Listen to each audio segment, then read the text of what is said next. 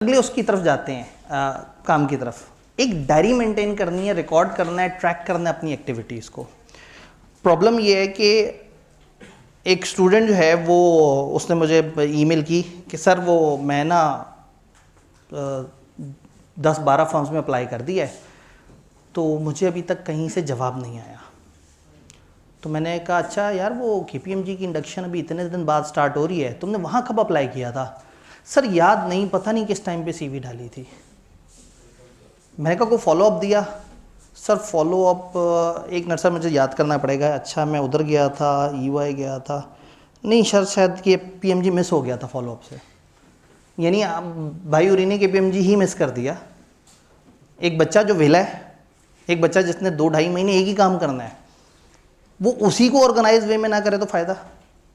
तो ideally you must have a diary in hand, जिसमें सबसे पहले तो आप देखें कि आप जिन जिन फर्म में अप्लाई कर रहे हैं, आप हर सफ़े को एक नाम दे दें, हर सफ़े के ऊपर टॉप पे रख दें जी ये फर्म का नाम है, ये अगली फर्म का नाम है, इस तरह से करके। और फिर अपना ट्रैक करें कि मैं इस दिन गया था, मैंने CV जमा कराई थी, उन्होंने कहा था 2 हफ्ते बाद कॉल करना, पता करना।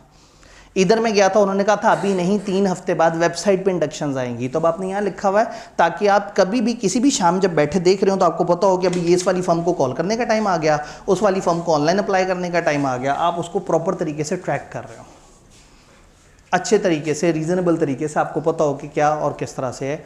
तो आइडियली हम अभी फर्म्स की लिस्ट और वो डॉक्यूमेंटेशन पर बात करेंगे कि कौन कौन सी फर्म्स हैं, किस तरह से अप्लाई करना चाहिए। लेकिन आपके पास एक ट्रैक होना चाहिए कि आपने कौन सी फर्म में कब गए थे, कब अप्लाई किया था, उस फर्म ने क्या जवाब दिया था, कितने अरसे बाद कॉल बैक करने का कहा था, कहाँ आपने रिमाइंडर CV दे दी है, कहाँ आपने क्या कर लिया है।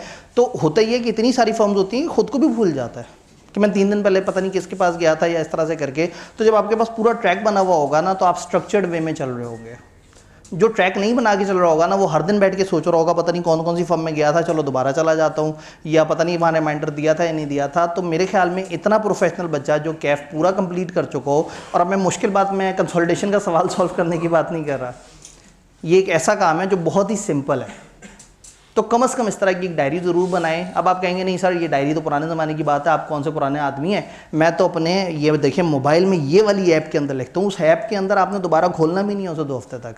वो शशके मशके 1-2 दिन तक मज़े के होते हैं, उसके बाद वो ऐप शैप सारी साइड पे हो जाती हैं। ये फिजिकल डायरी है, सामने रखी भी होगी आपकी मेज़ पे, हर दिन आपको मजबूर कर रही होगी कि मुझे खोल के देखो कि हो क्या रहा है तुम्हारे साथ।